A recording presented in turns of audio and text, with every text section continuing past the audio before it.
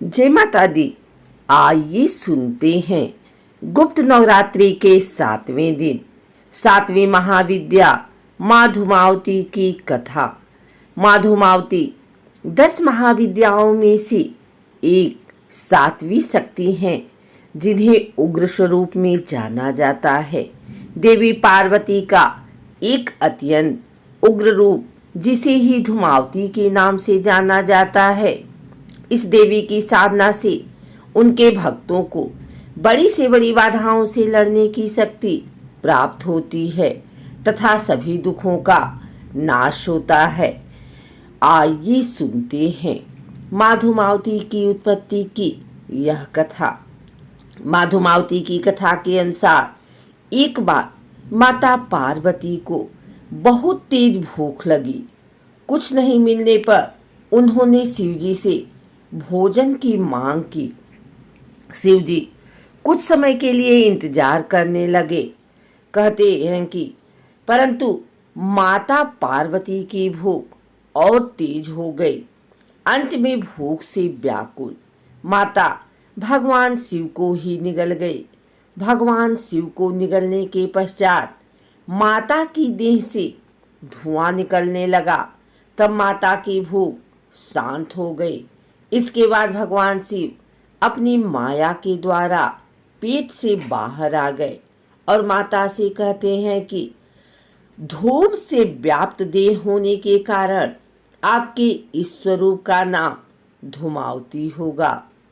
यह भी कहा जाता है कि जैसे ही पार्वती भगवान शिव को निगल ली, उनका स्वरूप एक विधवा जैसा हो गया। इसके अलावा शिव के गले में मौजूद विष के असर से देवी पार्वती का पूरा शरीर धुआं जैसा हो गया।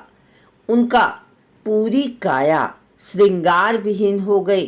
तब शिवजी ने अपनी माया से पार्वती को कहते हैं कि आपने मुझे निगलने के कारण अब आप विधवा हो गई हैं, जिस कारण से आपका एक नाम धूमावती भी होगा।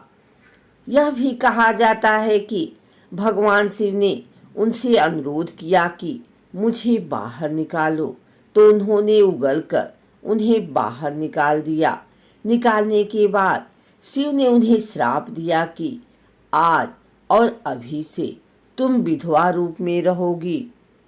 एक अन्य कथा के अनुसार जब सती ने पिता के यज्ञ में स्वेच्छा से स्वयं को जलाकर भस्म कर दिया, तो उनके जलते हुए शरीर से जो धुआं निकला, उससे धूमावती का जन्म हुआ। इसीलिए वे हमेशा उदास रहती हैं। यानी धूमावती धुएं के रूप में सती का भौतिक स्वरूप है। नवरात्रि के 7वें दिन नीम की पत्तियों सहित घी का होम करने से लंबे समय से चला आ रहा ऋण या कर्ज नष्ट होता है। राई में सेंधा नमक मिलाकर होम करने से बड़े शत्रु भी समूल रूप में नष्ट हो जाता है। जटामासी और काली मिर्च से होम करने पर काल सर्प दोष तथा क्रूर ग्रह का दोष समाप्त होता है। रक्त चंदन घिसकर शहद में मिलाकर जौ से मिश्रित कर होम करे तो दुर्भाग्यशाली मनुष्य का भाग्य भी चमक उठता है। मीठी रोटी व घी से होम करने पर बड़े से बड़ा संकट व बड़े से बड़ा रोग अति शीघ्र नष्ट हो जाता है। केवल काली मिर्च से होम करने पर कारागार में फंसा व्यक्ति मुक्त हो जाता है। गुड़ व गन्ने से होम करने पर गरीबी सदा के लिए दूर हो जाती है। साधना करने से पहले इस व्रत के नियम जरूर जान लें। सुहागन महिलाओं को इनकी पूजा नहीं करनी चाहिए। इस महाविद्या की सिद्धि के लिए तिल मिश्रित घी से होम किया जाता है।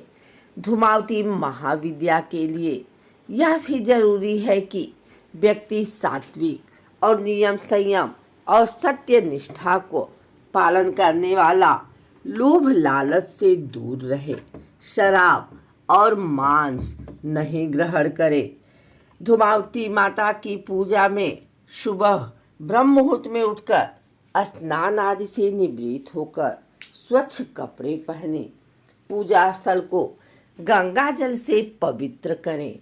फिर जल, पुष्प, सिंदूर, कुमकुम, अक्षत आदि सामग्री चढ़ाएं। तत्पश्चात धूप, दीप, फल तथा नैवेद्य आदि से माँ का पूजन करें। माँ धूमावती की कथा का श्रवण करें। पूजन के पश्चात अपनी मनोकामना पूर्ण करने के लिए माँ से प्रार्थना करें। मान्यता अनुसार माँ धूमावती की कृपा से समस्त पापों का नाश होकर दुख दारिद्र्य आदि दूर होकर मनोवांछित फल प्राप्त होता है।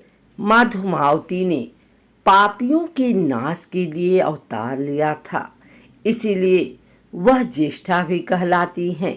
उनकी पूजा करना काफी फलकारी है। माँ की पूजा धन प्राप्ति के लिए भी की जाती है। उनकी साधना साधारण नहीं बल्कि उग्र है। माँ धूमावती का दतिया में बड़ा मंदिर है। खास बात यह है कि इन देवी को भोग में मीठा नहीं बल्कि नमकीन चढ़ाया जाता है। दतिया पीठ में माँ को कचौड़ी और पकौड़े का भोग लगाया जाता है। माँ धूमावती को भूखी देवी माना जाता है, इसीलिए कभी भी इनकी पूजा बिना भोग के नहीं करनी चाहिए।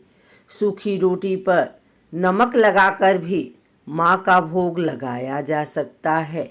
कहा जाता है कि माँ को रोटी भी बहुत प्रिय है। जिस पर भी माँ की कृपा बरस जाती है उनके सभी कष्ट कट जाते हैं। उसके पास धन और वैभव की कोई कमी नहीं रहती है।